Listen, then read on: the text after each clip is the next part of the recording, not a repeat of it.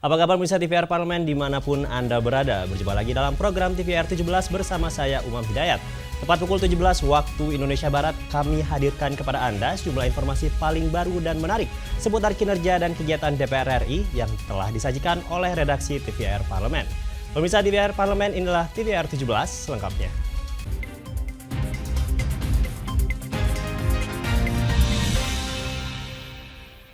Pemirsa, kita awali TVR 17 sore hari ini dengan informasi dari Komisi 11 DPR RI yang berharap pemerintah menjadikan masyarakat sebagai subjek pembangunan sehingga perencanaan pembangunan yang disusun tidak merusak sekaligus mengorbankan kehidupan masyarakat di Provinsi Bali.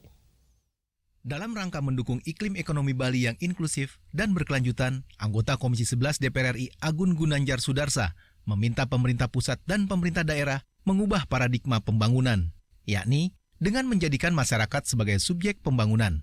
Hal ini menjadi penting agar perencanaan pembangunan yang disusun oleh pemerintah tidak merusak sekaligus mengorbankan kehidupan masyarakat di Provinsi Bali. Agun juga mengingatkan seluruh mitra kerja Komisi 11 DPR RI agar konflik yang terjadi di Pulau Rempang tidak boleh terulang di daerah lain, termasuk di Bali. Paradigma pembangunan di daerah itu tetap harus mengacu kepada paradigma konstitusi, di mana perencanaan pembangunan itu harus sungguh-sungguh melibatkan dan memposisikan daerah itu tidak menjadi objek, tapi dia menjadi subjek pembangunan. Oleh karena itu, kalau itu yang terjadi, maka mereka itu tidak akan ada program-program namanya relokasi, ya, lalu hal-hal yang seperti terjadi di Rempang dan sebenarnya itu bisa dihindari. Dalam rangka pertumbuhan ekonomi yang inklusif, sektor yang lainnya pertanian, ya, industri kreatif, kelainan dan sebagainya itu harus didorong. Dan itu mungkin potensi yang ada di Bali itu tidak sebatas itu, banyak ikan dan lain sebagainya. Diketahui Kementerian PPN, Bappenas berencana menerapkan program Nangun Satkerti Loka Bali yang bertujuan memperkecil kesenjangan ekonomi dan sosial di Provinsi Bali. Pemerintah merancang sejumlah proyek infrastruktur untuk membangun konektivitas antar kota dan kabupaten dengan tujuan menggerakkan perekonomian di Pulau Dewata. Rian Indriana, TVR Parlemen melaporkan. Kita beralih ke berita dari Komisi 9 DPR RI yang mendukung pemerintah untuk meningkatkan fasilitas yang diiringi dengan peningkatan kualitas tenaga kesehatan yang memadai di Provinsi Kalimantan Utara. Tim kunjungan kerja Komisi 9 DPR RI menemukan sejumlah masalah, di antaranya kurangnya sumber daya manusia dan alat kesehatan. Saat meninjau Rumah Sakit Umum Daerah atau RSUD Dr. Yusuf SK dan Rumah Sakit Daerah RSD Kota Tarakan, Provinsi Kalimantan Utara. Komisi 9 meminta pemerintah segera membenahi masalah ini, mengingat kedua rumah sakit tersebut menjadi rujukan bagi masyarakat dari berbagai kabupaten kota di Kaltara. Menurut Wakil Ketua Komisi 9 DPR RI, Kurniasih Mufidayati, hasil temuan tim Kunker Komisi 9 harus mendapatkan perhatian khusus dari seluruh pemangku kepentingan dari tingkat pusat hingga daerah. Pasalnya, Provinsi Kaltara memiliki prospek untuk bisa menjadi daerah unggul dan berdaya saing, sehingga rumah sakit di wilayah tersebut harus didukung kemajuannya. Harus dilengkapi ya di Kaltara ini. Tadi kita kunjungan ke rumah sakit provinsi, banyak hal yang perlu kita tingkatkan. Dan sekarang kita di Rumah Sakit Umum Daerah Tarakan, ya. Jadi kita Rumah Sakit Umum Daerah Tarakan ini membutuhkan CT scan yang nanti kita dorong lagi supaya pelayanannya lebih lengkap. Selain itu, anggota Komisi 9 Nur Yasin mengungkapkan perlu adanya evaluasi untuk penyediaan alat kesehatan di sejumlah rumah sakit pemerintah. Sebab selama ini penyediaan alat kesehatan tidak diiringi dengan kualitas tenaga kesehatan yang memadai. Seharusnya semua peralatan yang dibeli itu didahului oleh anggaran pendidikannya. Jadi begitu dia telah menyekolahkan orang, baru beli alatnya. Kejadian kayak di Tarakan itu kan hanya di Tarakan, Mas. Saya jumpai juga di Banjarmasin, di banyak kota-kota besar kita. Koko Nugroho, TVR Parlemen melaporkan. Berita selanjutnya mengenai Badan Kerjasama Antar Parlemen DPR RI yang menegaskan telah menyiapkan 3 langkah sebagai bentuk konsistensi Indonesia dalam menentang bentuk penjajahan di atas muka bumi serta mendorong terjadinya perdamaian antara Israel dan Palestina. DPR RI melalui Badan Kerjasama Antar Parlemen atau BKSAP mendorong kemerdekaan rakyat Palestina sebagai sebuah negara yang berdaulat dalam rangka menghentikan aksi kekerasan di Gaza, Palestina yang kembali memanas. Anggota BKSAP Mardani Alisera menyebut DPR RI telah menyiapkan 3 langkah untuk mendorong terjadinya perdamaian antara Israel dan Palestina. Setelah kondisi kedua belah pihak kembali memanas pasca aksi saling serang yang terjadi sejak minggu lalu. Menurutnya, langkah pertama adalah mendukung kemerdekaan rakyat Palestina. Kedua, melakukan konsolidasi antar ketua dan anggota parlemen berbagai negara untuk membuat resolusi perdamaian. Ketiga, mendorong IPU dan organisasi-organisasi antar parlemen membuat pertemuan darurat dalam rangka mewujudkan seluruh ide perdamaian yang telah disuarakan di dalam banyak forum internasional. Pertama pasti dukung kemerdekaan Palestina. Yang kedua, kami sudah mengontak banyak ketua parlemen dan anggota parlemen untuk bikin resolusi bersama. Yang ketiga, kita berharap IPU segera membentuk pertemuan darurat agar kita bisa menyelesaikan masalah ini, termasuk POIC, Parlemen Anggota OKI, Parlemen Asia, dan Parlemen ASEAN, sehingga betul-betul suara untuk hentikan kekerasan di Gaza khususnya bisa dieksekusi segera. Begitu. DPR juga mengingatkan agar sikap pemerintah Indonesia terus konsisten berpegang teguh pada amanat konstitusi yang menentang berbagai bentuk penjajahan di atas muka bumi dan terus bersuara mendukung kemerdekaan Palestina. Panji dan Aang, TVR Parlemen melaporkan. DPR RI menyoroti kenaikan harga beras yang sedang terjadi akhir-akhir ini. Pemerintah diminta bergegas mengantisipasi kenaikan ini dengan melibatkan seluruh lembaga yang berkaitan dengan stabilisasi pangan. Informasinya akan kami hadirkan sesaat lagi, untuk itu tetaplah di TVR 17.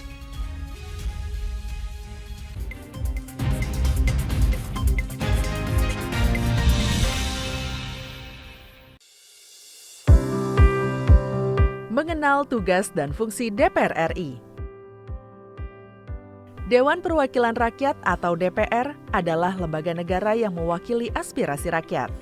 Kehadiran DPR RI merupakan salah satu bukti bahwa Indonesia merupakan negara demokrasi. Sebagai salah satu lembaga perwakilan rakyat, apa saja tugas dan fungsi yang diemban DPR RI? Berdasarkan pasal 20A ayat 1 Undang-Undang Dasar 1945, DPR memiliki 3 fungsi, yakni fungsi legislasi, anggaran, dan pengawasan. Tugas dan wewenang DPR berbeda untuk setiap fungsinya. Yang pertama, fungsi legislasi. Menyusun program legislasi nasional atau prolegnas, menyusun dan membahas rancangan undang-undang, menerima rancangan undang-undang yang diajukan oleh DPD, membahas rancangan undang-undang yang diusulkan oleh Presiden ataupun DPD, menetapkan undang-undang bersama dengan Presiden, menyetujui atau tidak menyetujui peraturan pemerintah pengganti undang-undang yang diajukan oleh Presiden untuk ditetapkan menjadi undang-undang. Yang kedua, fungsi anggaran. Memberikan persetujuan atas rancangan undang-undang tentang APBN yang diajukan oleh Presiden. Memberikan persetujuan terhadap pemindahntanganan aset negara maupun terhadap perjanjian yang berdampak luas bagi kehidupan rakyat yang terkait dengan beban keuangan negara. Menindaklanjuti hasil pemeriksaan atas pengelolaan dan tanggung jawab keuangan negara yang disampaikan oleh BPK. Memperhatikan pertimbangan DPD atas rancangan undang-undang tentang APBN dan rancangan undang-undang terkait pajak, pendidikan, dan agama. Yang ketiga, fungsi pengawasan. Fungsi pengawasan, DPR bertugas melakukan pengawasan terhadap pelaksanaan Undang-Undang APBN dan kebijakan pemerintah, serta membahas dan menindaklanjuti hasil pengawasan yang disampaikan oleh DPD. Demikian penjelasan tentang tugas dan fungsi DPR menurut Undang-Undang. Informasi ini dipersembahkan oleh TV dan Radio Parlemen, Biro Pemberitaan Parlemen, dan Sekretariat Jenderal DPR RI.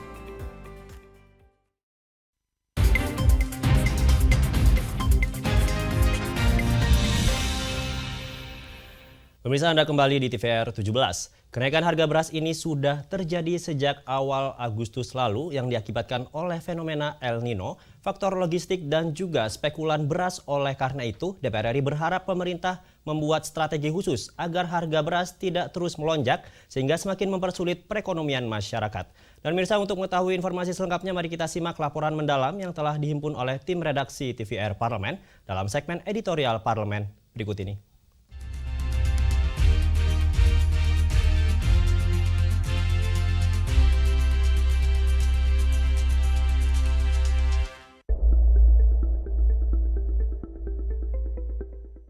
Fluktuasi harga komoditas pangan masih menjadi tantangan yang harus segera diatasi oleh pemerintah.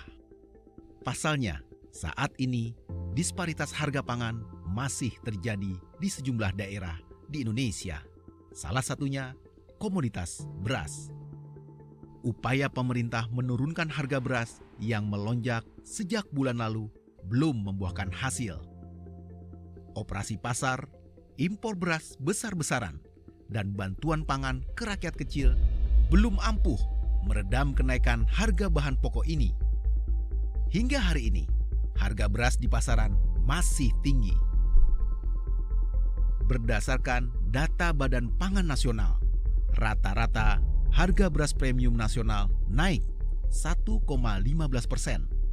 Dalam sehari menjadi Rp14.920 per kilogram.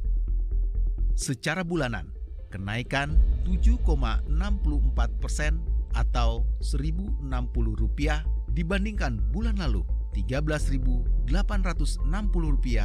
per kilogram.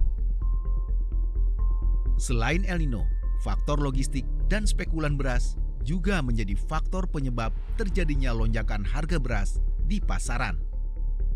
Sejumlah negara Asia yang biasanya menjadi produsen beras mulai membatasi ekspor, sehingga mengganggu persediaan logistik dan distribusi beras di Indonesia.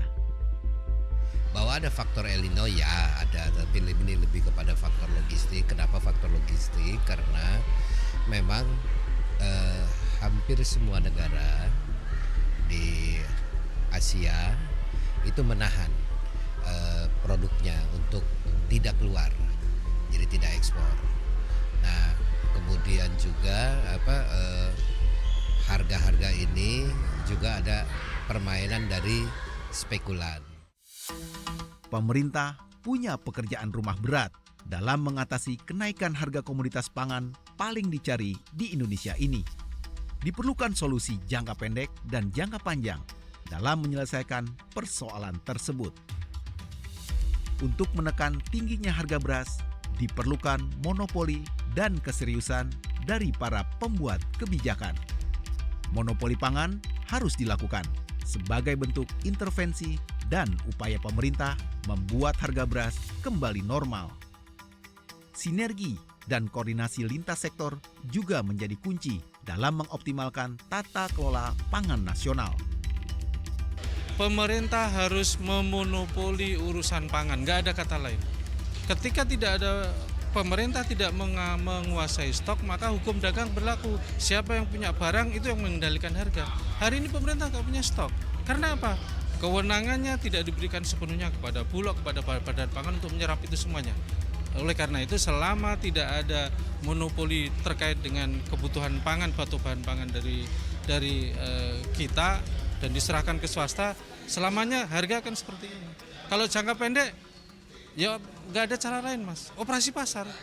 Ujungnya dari operasi pasar apa? Bilang stok pemerintah nggak ada, akhirnya ujungnya impor lagi. Kementerian Perdagangan justru harus berkoordinasi dengan kementerian teknis, khususnya apalagi di bidang pangan. Yang ini sangat memungkinkan bahwa Kementerian Perdagangan sebagai pintu keluar dan masuk mampu untuk menjadi trigger agar Kementerian Teknis dapat memproduksi sesuai dengan permintaan. Jangan pula karena tidak ada koordinasi yang baik antar Kementerian Teknis di bidang pangan dengan Kementerian Perdagangan, pada akhirnya impor menjadi instrumen utama, bukan produksi yang menjadi instrumennya. Akhirnya apa? Impornya semakin besar, produk dalam negerinya semakin kecil. Sementara pada sisi lain pertumbuhan konsumsinya terus meningkat. Sebagai negara dengan konsumsi beras global terbesar keempat di dunia, rata-rata konsumsi masyarakat Indonesia mencapai 35,3 juta metrik ton setiap tahunnya. Melonjaknya harga beras tentu tidak boleh terus dibiarkan. Kondisi ini tidak hanya mencekik keuangan masyarakat kecil, tetapi secara perlahan akan mengganggu stabilitas perekonomian nasional. Jurus jitu pemerintah untuk memukul mundur harga beras ke posisi semula sangat dinanti semua pihak. Tentunya, sistem kebut semalam bukan solusi mengurai semua persoalan ini. Perlu kebijakan yang komprehensif dalam menjaga tata kelola pangan dan rantai distribusi, agar harga komoditas pangan di Indonesia tetap stabil, tak tergoyahkan dalam kondisi apapun.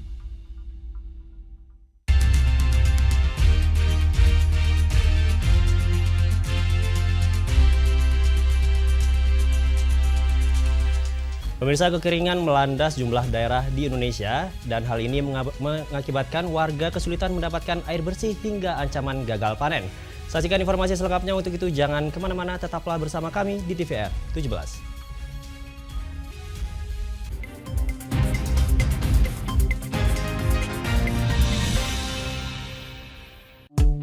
DPR RI memiliki fungsi diplomasi dalam menjalankan politik luar negeri sesuai dengan pasal 116 Undang-Undang MD3. Kontribusi aktif BKSAP DPR RI memainkan peranan penting dalam memenangkan persaingan global melalui IPU, IPA, IPPF, IPA, dan PUIK. BKSAP memiliki komitmen yang tinggi dalam krisis kemanusiaan dunia. Fungsi diplomasi dijalankan untuk mendukung upaya pemerintah dalam melaksanakan politik luar negeri.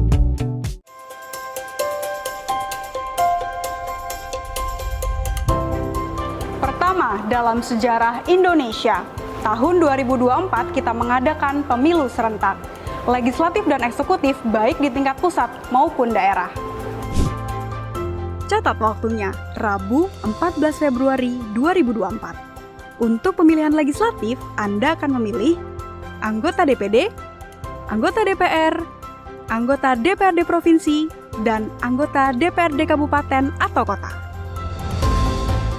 Selain pemilu legislatif, Anda juga akan memilih presiden dan wakil presiden loh pemirsa. Di bulan November, tepatnya Rabu 27 November 2024, juga akan diadakan pemilihan kepala daerah atau pilkada serentak. Dalam pilkada nanti, Anda akan memilih gubernur dan wakil gubernur, bupati dan wakil bupati, serta wali kota dan wakil wali kota. Nah, pemirsa sudah tahu kan waktunya? Kini saatnya Anda untuk mempersiapkan diri. Kenali calon-calon wakil rakyat dan pemimpin Anda dengan baik.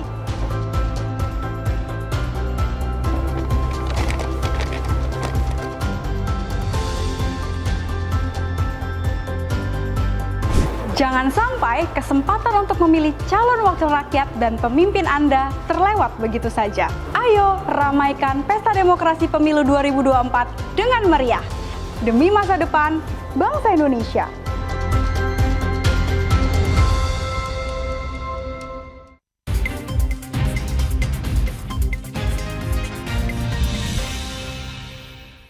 Kembali di TVR 17, beberapa wilayah mulai terdampak kekeringan akibat musim kemarau yang masih terjadi di Indonesia. BMKG maksud kami menjelaskan sejumlah daerah yang akan terdampak cukup parah akibat El Nino, diantaranya Sumatera bagian tengah hingga selatan, Riau bagian selatan, Jambi, Lampung, Banten hingga Jawa Barat. Dan mirsa, untuk itu anggota Komisi 5 DPR RI Irine Yusiana Roba Putri mendorong pemerintah agar mulai melakukan pengembangan infrastruktur untuk menjawab dampak adanya perubahan iklim. Selengkapnya mirsa, mari kita simak liputan rekan kami Nazia Sudirja. Baik pemirsa TVR Parlemen dimanapun Anda berada, seperti yang diketahui bahwa fenomena El Nino atau kemarau berkepanjangan saat ini tengah melanda Indonesia. Dan saat ini sudah terdapat beberapa permasalahan yang terjadi seperti kebakaran hutan dan juga lahan dan juga kelangkaan air yang dirasakan oleh masyarakat akibat kekeringan. Dan oleh karena itu pemirsa, saya akan langsung berbincang dengan salah satu anggota dari Komisi 5 DPR RI, yakni Ibu Iren Yusiana Roba Putri dari fraksi PDI Perjuangan untuk menanyakan terkait dengan perkembangan dari pembangunan infrastruktur untuk mengantisipasi dari kekeringan yang dirasakan oleh masyarakat. Baik Bu, terkait dengan fenomena El Nino atau kemarau berkepanjangan ini kan sudah berdampak cukup signifikan di Indonesia seperti kebakaran hutan dan juga kelangkaan air yang dirasakan oleh masyarakat. Sejauh ini kondisi di masyarakat atau di daerah-daerah ini seperti apa nih Bu? Saat ini memang perubahan iklim yang terjadi ya hampir terjadi seluruh dunia, tidak hanya di Indonesia. Tentu dampak signifikannya sudah dirasakan oleh masyarakat. Nah memang beberapa wilayah hari ini sudah mengalami kemarau yang berkepanjangan, kekeringan sudah melanda di beberapa titik sehingga memang beberapa skenario untuk penanggulangan ini sudah dilakukan seperti contohnya membuat hujan buatan seperti itu.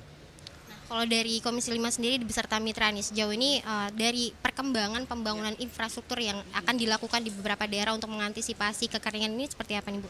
Memang kalau umpamanya kita bicara mengenai pengembangan infrastruktur tentu tantangannya tidak untuk menjawab kondisi hari ini saja, tetapi bagaimana kita bisa sama-sama bersama dengan pemerintah melihat pembangunan infrastruktur itu bisa menjawab tantangan-tantangan ke depan.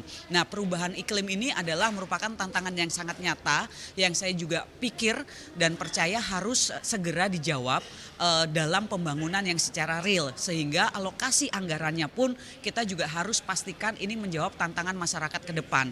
Nah terkait dengan perubahan iklim yang seperti kekeringan El Nino dan segala macam, itu saya pikir ini saatnya Kementerian PUPR untuk terus menerus melakukan pembelajaran bagaimana menciptakan infrastruktur yang bisa menjawab seperti ini, dalam artian embung, beberapa titik embung ya, tidak hanya sebagai untuk konservasi tetapi juga ini nantinya akan menjadi sumber untuk pengairan masyarakat, juga pembangunan irigasi yang lebih terarah untuk menjawab tantangan tersebut.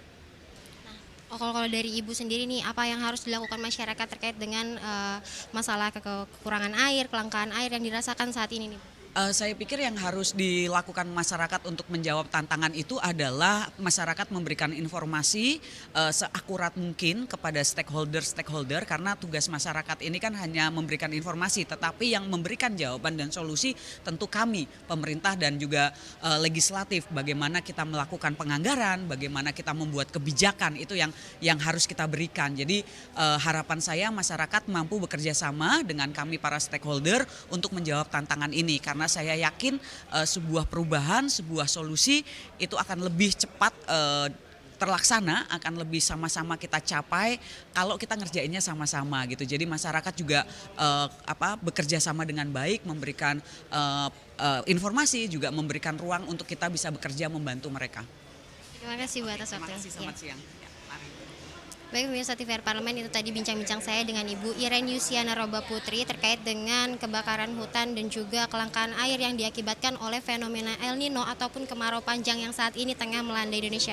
Dan tadi juga disampaikan bahwa Komisi 5 DPR RI dan juga mitranya yakni Menteri PUPR tengah menganggarkan untuk melakukan pembangunan infrastruktur seperti irigasi ataupun lumbung-lumbung air bagi masyarakat yang saat ini mengalami kelangkaan air ataupun kekurangan air akibat kemarau panjang ini. Tadi juga disampaikan bahwa hal ini bukan hanya merupakan tanggung jawab dari pemerintah dan juga legislatif, tapi juga masyarakat diharapkan juga selalu memberikan informasi atau update terkini terkait dengan kondisi yang dirasakan oleh masyarakat akibat dari kemarau panjang yang dialami.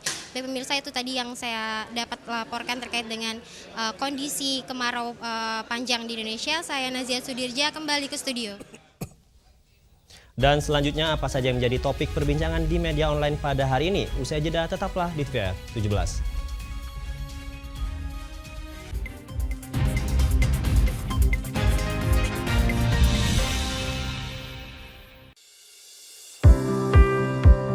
Mengenal tugas dan fungsi DPR RI. Dewan Perwakilan Rakyat atau DPR adalah lembaga negara yang mewakili aspirasi rakyat. Kehadiran DPR RI merupakan salah satu bukti bahwa Indonesia merupakan negara demokrasi. Sebagai salah satu lembaga perwakilan rakyat, apa saja tugas dan fungsi yang diemban DPR RI? Berdasarkan pasal 20A ayat 1 Undang-Undang Dasar 1945, DPR memiliki 3 fungsi, yakni fungsi legislasi, anggaran, dan pengawasan. Tugas dan wewenang DPR berbeda untuk setiap fungsinya. Yang pertama, fungsi legislasi. Menyusun program legislasi nasional atau prolegnas, menyusun dan membahas rancangan undang-undang, menerima rancangan undang-undang yang diajukan oleh DPD, membahas rancangan undang-undang yang diusulkan oleh Presiden ataupun DPD, menetapkan undang-undang bersama dengan Presiden, menyetujui atau tidak menyetujui peraturan pemerintah pengganti undang-undang yang diajukan oleh Presiden untuk ditetapkan menjadi undang-undang. Yang kedua, fungsi anggaran. Memberikan persetujuan atas rancangan undang-undang tentang APBN yang diajukan oleh Presiden. Memberikan persetujuan terhadap pemindah-tanganan aset negara maupun terhadap perjanjian yang berdampak luas bagi kehidupan rakyat yang terkait dengan beban keuangan negara. Menindaklanjuti hasil pemeriksaan atas pengelolaan dan tanggung jawab keuangan negara yang disampaikan oleh BPK. Memperhatikan pertimbangan DPD atas rancangan undang-undang tentang APBN dan rancangan undang-undang terkait pajak, pendidikan, dan agama. Yang ketiga, fungsi pengawasan. Fungsi pengawasan, DPR bertugas melakukan pengawasan terhadap pelaksanaan Undang-Undang APBN dan kebijakan pemerintah, serta membahas dan menindaklanjuti hasil pengawasan yang disampaikan oleh DPD. Demikian penjelasan tentang tugas dan fungsi DPR menurut Undang-Undang. Informasi ini dipersembahkan oleh TV dan Radio Parlemen, Biro Pemberitaan Parlemen, dan Sekretariat Jenderal DPR RI.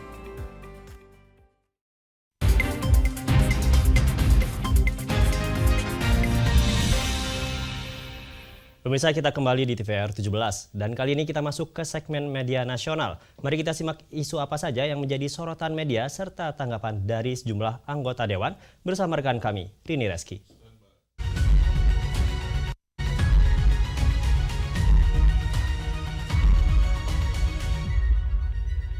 Baik, terima kasih rekan Umam dan pemirsa, kembali bersama saya Riri Reski dalam berita headline di media online pada hari ini. Dan tentunya pemirsa, kita masuk ke segmen media online. Berita pertama yang menjadi headline di media online pada hari ini mengenai DPR RI yang mendorong pemerintah fokus kedaulatan pangan untuk cegah gizi buruk anak. Kita lihat pemirsa di layar kaca di sini. Tentunya di sini anggota Komisi 9 DPR RI yaitu Krisdayanti mengingatkan komitmen pemerintah untuk menekan permasalahan gizi buruk pada anak demi terwujudnya program Generasi Emas 2045. Dan pemirsa, hal ini dilatar belakangi oleh banyaknya kendala kekurangan gizi yang masih ditemukan pada anak Indonesia, baik gizi buruk maupun permasalahan stunting. Sebagaimana diketahui nih pemirsa, permasalahan kekurangan gizi baru-baru ini telah menjadi sorotan, yaitu kasus kekurangan gizi pada anak yang terjadi di Banyumas, Jawa Tengah. Dan tentunya Pejaten Barat, Pasar Minggu, Jakarta Selatan, dan ini semua terkait yang akan memberikan komentar di sini. Krisdayanti mengingatkan pemerintah untuk memastikan kemudahan akses makanan bergizi oleh seluruh lapisan masyarakat, terutama pemirsa bagi warga berpenghasilan rendah. Dan selain itu juga pemerintah juga mendorong untuk fokus pada kebijakan kedaulatan pangan. Baik, kita beralih ke berita selanjutnya yang juga menjadi headline di media online, yaitu Rahmat Gobel mendukung rancangan undang-undang permusiuman lekas disahkan. Kita lihat kembali di layar kaca.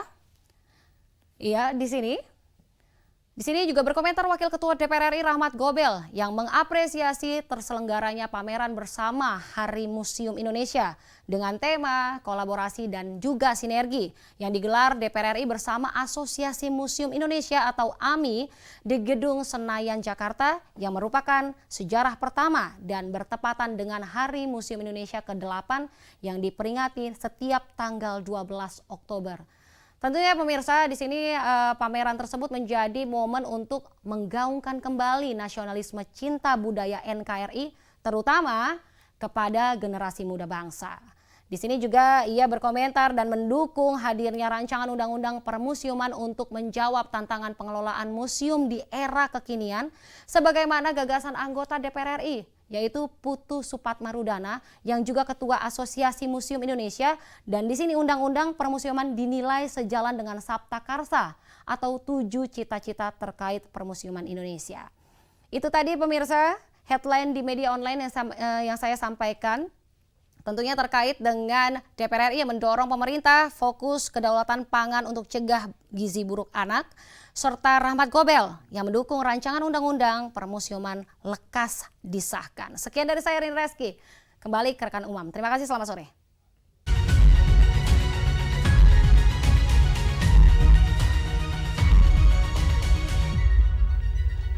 Baik, terima kasih rekan Rini yang telah menyampaikan sejumlah update sorotan dari media online nasional pada hari ini. Segmen media online tadi sekaligus menutup program TVR 17 edisi sore hari ini. Saya Umam Hidayat beserta seluruh kru TVR Parlemen yang bertugas mengucapkan terima kasih dan pamit undur diri dari hadapan Anda. TVR Parlemen, referensi Indonesia.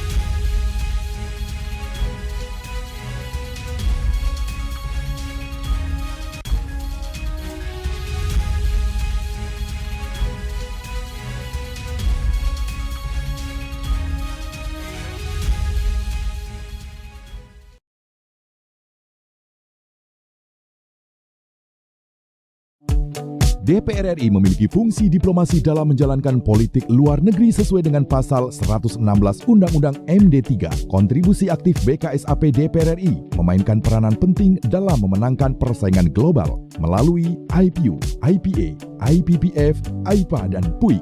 BKSAP memiliki komitmen yang tinggi dalam krisis kemanusiaan dunia. Fungsi diplomasi dijalankan untuk mendukung upaya pemerintah